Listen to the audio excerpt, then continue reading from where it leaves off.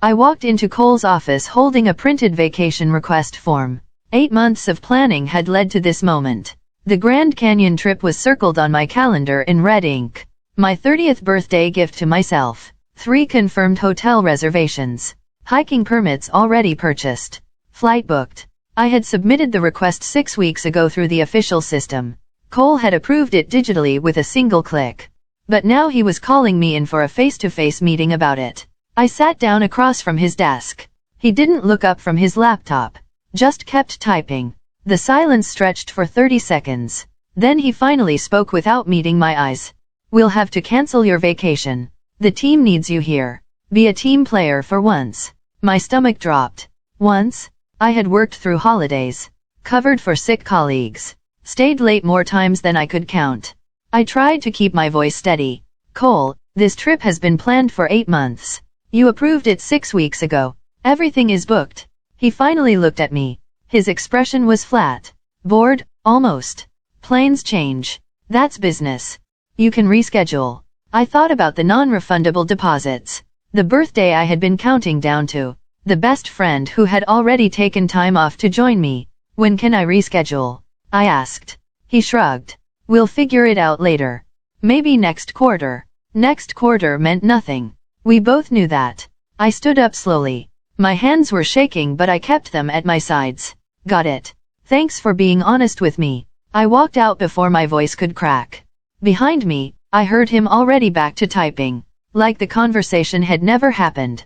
Like 8 months of my life planning this trip meant absolutely nothing. I sat at my desk staring at my computer screen. The flight confirmation email was still open. Departure in 1 week. I had been so excited this morning. Now I felt hollow. Around me, the office continued its normal rhythm. Phones ringing. Keyboards clicking. Nobody knew what had just happened. I opened my vacation folder. Photos of the Grand Canyon I had saved. Hiking trail maps. Restaurant recommendations. All of it felt like a cruel joke now. Then I saw movement through the glass wall of Cole's office. He was on his phone. Smiling. Laughing. I watched him open his laptop and start typing rapidly. Then he stood up and grabbed his coat. As he walked past my desk, he was still smiling. I pulled up the company travel booking system out of curiosity. And there it was. Cole Whitman. Beach resort reservation. Same week as my denied vacation. He didn't cancel my trip because the team needed me. He stole it. I sat in Tessa Vaughn's office the next morning. She was our HR representative. The person who was supposed to protect employees from exactly this kind of situation. I explained everything calmly. The approved vacation. The sudden denial. Cole's reservation for the same week. Tessa listened with her hands folded on her desk. Professional sympathy on her face. When I finished, she sighed. "Jenna, I understand your frustration. But managers have discretion over scheduling. If Cole says the team needs you that week, I have to trust his judgment." I leaned forward. "He approved this 2 months ago. In writing." She nodded slowly. "Yes, but business needs can change." "I'm sorry, but unless you have proof that his decision was discriminatory or retaliatory, my hands are tied." "Proof?" I looked at her carefully. "What kind of proof?" She hesitated. "Documentation. Patterns of behavior. Evidence of policy violations." "But honestly, Cole is close to upper management. You'd need something substantial." I walked out of HR knowing nobody was coming to save me. The system wasn't broken. It was working exactly as designed. Protect management. Exhaust employees. Maintain the status quo. I went back to my desk and opened my email. Then I did something I hadn't done in 3 years. I started reading my messages differently. Not as an employee. As someone gathering evidence. I found the email trail for my vacation request. Cole's approval. Dated 6 weeks ago. I forwarded it to my personal account. Then I started looking for other things. Overtime I had worked without complaint. Projects I had completed ahead of schedule. Performance reviews where Cole praised my dedication. I saved everything. That afternoon, Ray Delgado from IT stopped by my cubicle. He leaned against the divider and spoke quietly. "Cole's been altering deadline reports in the system, making it look like projects are running late when they're not. Just thought you should know." I looked up at him. "Why are you telling me this?" He shrugged. "Because you're good at your job. And good people shouldn't get screwed." I thanked him. Then I started saving everything to a secure backup folder. A paper trail was forming. The next team meeting felt different. Cole invited everyone except me to happy hour afterward. He announced it in front of the whole group. Drinks at Murphy's at 6. My treat. We've earned it. People glanced at me. Nobody said anything. I smiled and went back to my work. That evening, I watched their Instagram stories. Cole at the center of every photo, laughing, toasting, playing the generous boss. One photo showed him holding up his phone. On the screen was a beach resort website. Someone had commented counting down the days. I screenshot everything. Then I created a private folder on my laptop. I titled it Thursday. No explanation. No context. Just a folder waiting to be filled. I added every screenshot, every forwarded email, every piece of documentation I had quietly collected. This wasn't about revenge yet. It was about protection, about having options, about not being helpless. Cole started assigning me extra work. Small things at first. Can you handle this client call? Mind reviewing this report? Just need you to cover this meeting. Each request came with the same tone. Casual. Friendly. Like he was doing me a favor by giving me opportunities. But I knew what it was. Punishment disguised as trust. He was burying me in work so I wouldn't have time to think about my cancelled vacation. So I'd be too exhausted to fight back. I accepted every task with a smile. Absolutely. Happy to help. No problem at all. And I forwarded every assignment email to my personal account. Marked each one with the date and time. Documented the growing pile of extra responsibilities that weren't in my job description. My Thursday folder grew thicker. Meanwhile, Cole posted a countdown on the office whiteboard. 7 days until his vacation. Nobody mentioned mine. It was like it had never existed. On Tuesday night, I got a message from a former colleague. She had left the company 6 months ago for a remote position at a consulting firm. Hey Jenna, random question. Would you be interested in doing some freelance data analysis? Our team is swamped and I immediately thought of you. I stared at the message for a long time. Then I replied. Tell me more. We talked for an hour. The work was straightforward. The pay was competitive. And most importantly, it was completely remote. Flexible hours. No office politics. Just clean work for honest pay. I said I'd think about it. But I already knew my answer. That night, I updated my LinkedIn profile. Nothing obvious. Just small changes. Made my skills more visible. Added a few recent projects. By morning, I had 3 connection requests. 2 were from recruiters. 1 was from a company I'd never heard of. I accepted all of them. Then I went to work and smiled at Cole like nothing had changed. The freelance project started small. 5 hours a week. Work I could do after my regular job. The client was happy with my first delivery. They asked if I could take on more. I said yes. Within 2 weeks, I was working 20 extra hours. My regular job, my freelance work, and my growing documentation project. I was exhausted. But I was also building something. Something that felt like mine. At the office, Cole announced he needed someone to take on a major client presentation while he was gone. He looked directly at me. Jenna, you're the obvious choice. You know this account better than anyone. I nodded. When do you need it? Day 3 of my vacation. Think you can handle it? I smiled. Absolutely. He looked satisfied. Like he'd successfully trapped me. But I'd already made a decision. I just hadn't told him yet. I submitted my resignation on a Wednesday morning. 2 weeks notice. Professional. Clean. No emotion in the letter. Just facts. I am resigning from my position effective 2 weeks from today. Thank you for the opportunity. I didn't mention the vacation. Didn't mention the extra work. Didn't mention anything except my departure date. I sent it at 7 in the morning. Before Cole arrived. Before anyone could stop me. Then I sent one more email. To the consulting firm that had offered me freelance work. I'm available for full-time remote work starting in 3 weeks. Are you still interested? They replied within an hour. Absolutely. Let's talk. By lunch, I had a formal job offer. Better pay, full benefits, completely remote, and unlimited vacation policy. I signed the offer letter in my car. Then I went back inside and worked the rest of my shift like nothing had happened. Cole didn't check his email until after lunch. When he did, his office door closed quickly.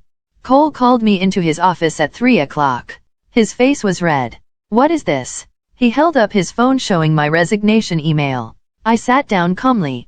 My 2 weeks' notice. You can't be serious. I didn't respond. He leaned forward. You're really going to leave right before my vacation? Right before that major presentation. The presentation is scheduled for my last week. I can still deliver it. He shook his head. This is unprofessional. You're putting the team in a terrible position. I looked at him steadily. I learned from watching how you handle scheduling conflicts. His mouth opened, then closed. He understood the reference. Where are you going? He asked. Another opportunity? Doing what? Similar work. Better conditions. He sat back. Calculating. We can match any offer. What are they paying you? I stood up. It's not about money, Cole. I walked out before he could respond. Behind me, I heard something hit his desk. Maybe his phone. Maybe his fist. I didn't turn around. The next 2 days were strange. Cole avoided me completely. Didn't assign me new work. Didn't speak to me in meetings. Just pretended I didn't exist. Other people started asking questions. Where are you going? Why are you leaving? Did something happen? I kept my answers vague. Just time for a change. New opportunity. Ready for something different. Nobody pushed. They could all feel the tension. On Friday afternoon, Tessa from HR called me. Jenna, I need to process your departure. Can we meet? I went to her office. She had paperwork ready. Exit interview forms. Benefits termination. Final paycheck details. Do you want to tell me why you're leaving? She asked. I thought about being honest. About explaining everything. But what was the point? Instead, I said, I found a better fit. She nodded slowly. Does this have anything to do with your vacation request? I smiled. That's in the past. She looked relieved. Like I wasn't going to cause problems. I signed everything and left. My last week arrived. Cole's vacation started Monday. Mine had been scheduled for the same week. The irony wasn't lost on anyone. Sunday night, I got an email from Cole. Time-stamped 11:43 p.m. Jenna, I'm reviewing the client presentation schedule. Can you send me your draft before I leave tomorrow? Want to make sure we're aligned. I didn't respond. Monday morning, he stopped by my desk at 8, already dressed for vacation. Sunglasses hanging from his shirt. Did you see my email? I looked up. I did. And the presentation is scheduled for Thursday. I'll have it ready by then. He frowned. I want to review it first. You'll be on vacation. I'll check email. I turned back to my computer. Enjoy your trip, Cole. He stood there for another minute. Then he left. I watched him walk to his car through the window, loading his luggage, checking his phone, driving away. He had no idea what was coming. Tuesday was quiet. Cole sent 3 emails from the airport, all asking about various projects. I responded professionally, gave him exactly what he asked for, nothing more. That afternoon, my new employer sent my official start date paperwork. Remote access credentials. Equipment shipping confirmation. Welcome packet. It was also respectful. Nobody was checking up on me constantly. Nobody was asking me to prove my worth every single day. They just trusted I would do good work. What a concept. I finished my regular tasks early. Then I opened my Thursday folder. Everything was organized, dated, documented. Email chains showing Cole's vacation approval and subsequent denial. Screenshots of his resort booking. Records of extra work assigned without additional compensation. The overtime violations Ray had mentioned. Every piece formed a clear pattern. I didn't plan to use it all. I just needed enough. Wednesday morning, I received an email from Cole's boss. Jenna, can we talk? Marcus Chen was the VP of operations. I'd met him maybe 3 times in 3 years. We scheduled a call for that afternoon. When we connected, his tone was careful. I understand you're leaving us. I wanted to check in. See if there's anything we could do to change your mind. I thought about my response carefully. I appreciate that, Marcus. But I've already accepted another position. Can I ask what prompted this decision? This was my moment. I could tell him everything. Show him the folder. Explain Cole's behavior. But that felt exhausting. And ultimately pointless. I found an opportunity that aligns better with my career goals, I said. He sighed. You're a valuable employee, Jenna. Cole speaks very highly of you. I almost laughed. Instead, I said, thank you. I've learned a lot here. We ended the call. He didn't push further. Nobody wanted to dig into why good people were leaving. Thursday arrived. My last day. The day of the big client presentation. The one Cole had insisted I handle while he sipped drinks on a beach somewhere. I came in early. Prepared my materials. The presentation was solid. I knew this account inside and out. At 9 a.m., my phone rang. Cole. I let it go to voicemail. He called again at 9:15. Again at 9:30. Each time, I declined the call. Finally, he sent a text. Need to talk about the presentation. Call me ASAP. I didn't respond. The presentation was at 2 p.m. At 1:30, Cole called the office main line. The receptionist transferred him to my desk. I picked up. This is Jenna. Finally, I've been trying to reach you all morning. His voice was tight, strained. I've been preparing for the presentation. I need you to postpone it. I paused. Excuse me. Something came up. We need to reschedule. The client is expecting us at 2. Tell them we had an emergency. I looked at my screen. At the months of work that went into this project. Cole, this is my last day. If we postpone, someone else will need to deliver it. Silence. Then, you planned this.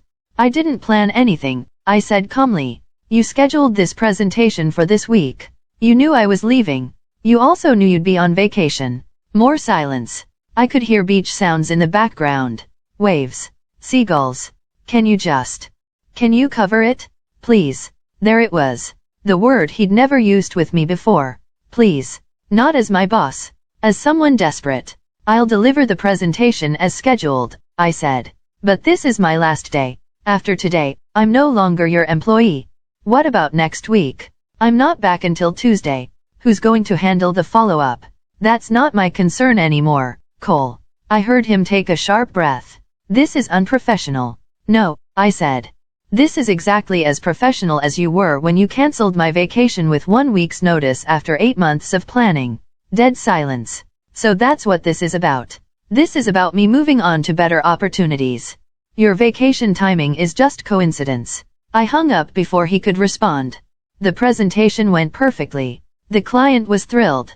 They signed an extension contract on the spot. I forwarded all the documents to the team, organized my files, left detailed notes about ongoing projects. I did everything right. At 4 p.m., I packed up my desk. 3 years fit into one small box. Nobody threw me a party. Nobody asked for my contact information. I just walked out quietly. In my car, I checked my phone. 7 missed calls from Cole. I didn't listen to the voicemails. Instead, I drove to the airport. My original flight to the Grand Canyon was still booked. I had decided not to cancel it. My best friend was waiting at the gate. She hugged me hard. I can't believe you actually did it. I smiled. Neither can I. We boarded the plane together. As we took off, my phone buzzed. Another call from Cole. I turned it off. For the first time in years, I was completely unreachable. It felt like freedom. The Grand Canyon was exactly as beautiful as I'd imagined. We hiked at sunrise, watched the colors shift across the rocks, ate terrible trail food and laughed about everything. I didn't think about work, didn't check email, didn't worry about what was happening back at the office. On the second day, my best friend asked, "Do you feel guilty?" I thought about it. No, not even a little. I looked out at the vast canyon. I did everything I was supposed to do. I gave 2 weeks' notice. I completed my projects. I delivered that presentation. The only thing I did wrong was choose myself for once. She smiled. Good. That night, I finally turned on my phone. 23 missed calls. 14 voicemails. 37 emails. Most from Cole. A few from other team members. 1 from Marcus Chen. I listened to one voicemail. Cole's voice was ragged. "Jenna, please call me back. Everything is falling apart. Nobody knows how to handle the Thompson account. The client is asking for you specifically. I need your help." I deleted it. Then I deleted the rest without listening. On my last day at the Grand Canyon, I sat on a ledge and watched the sunset. My phone rang. Unknown number. I almost didn't answer, but something made me pick up. "This is Jenna. Ms. Rowland? This is David Thompson. From Thompson Industries." The client. My stomach tightened. Hi, David. How can I help you? I wanted to reach out personally. Your team told me you've moved on to another company. That's correct. I'm disappointed to hear that. Your work has been exceptional. Would your new employer be open to contracting with us? I'd prefer to continue working with you directly. I sat up straighter. I can check with them. Can I call you back next week? Absolutely. I'm also happy to recommend your services to other companies. You've earned it. We said goodbye. I sat there staring at my phone.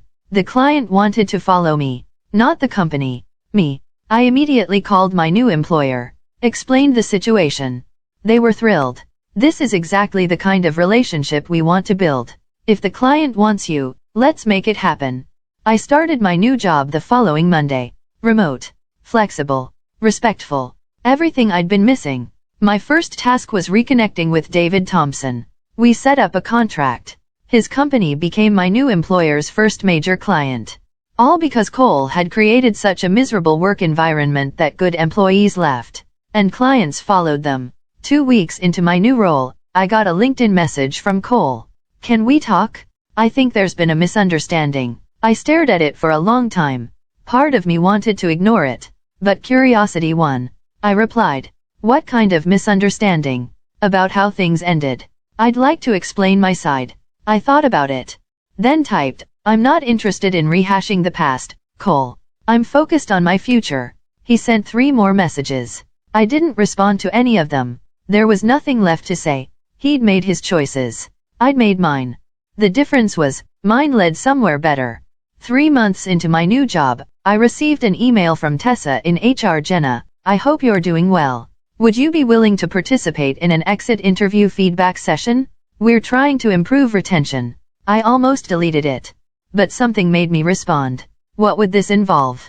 She explained they were conducting follow-up interviews with former employees to identify patterns. I agreed to a call. When we connected, Tessa sounded different. Less corporate. More human.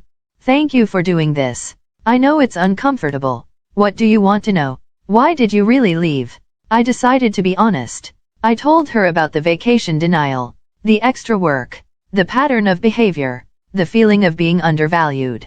She was quiet for a long time. Then she said, you're the 4th person to mention similar issues with Cole. What are you going to do about it? I'm documenting everything, building a case to present to Marcus. I felt something shift. Good. I'm sorry we didn't protect you when you needed it. I protected myself, I said. That's not how it should work. 6 months after I left, I heard through a former colleague that Cole had been placed on administrative leave. The company was investigating multiple complaints about management practices, vacation denial, overtime violations, creating hostile work environments. Everything I had documented in my Thursday folder. Everything I'd experienced but never officially reported. Apparently, other people had.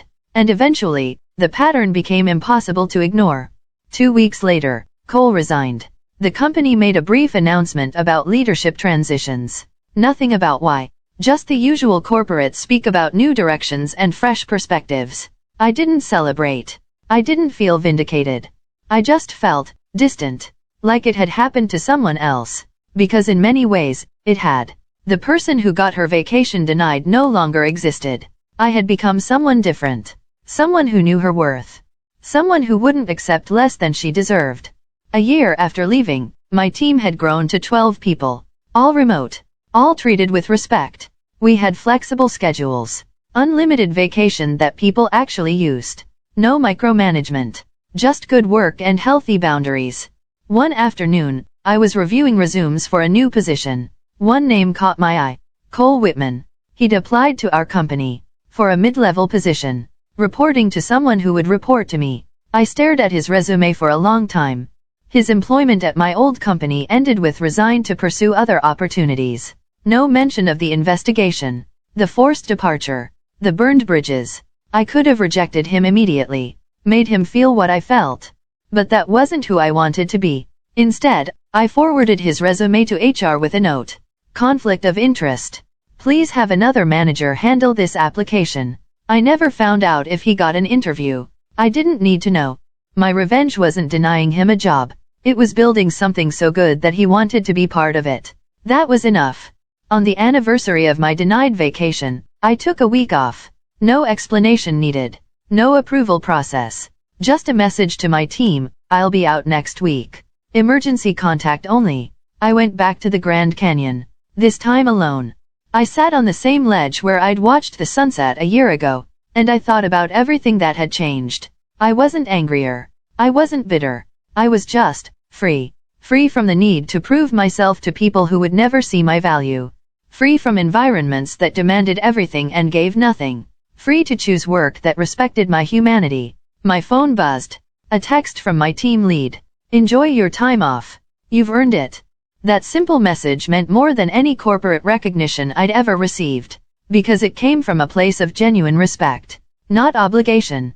Not performance review metrics. Just human decency.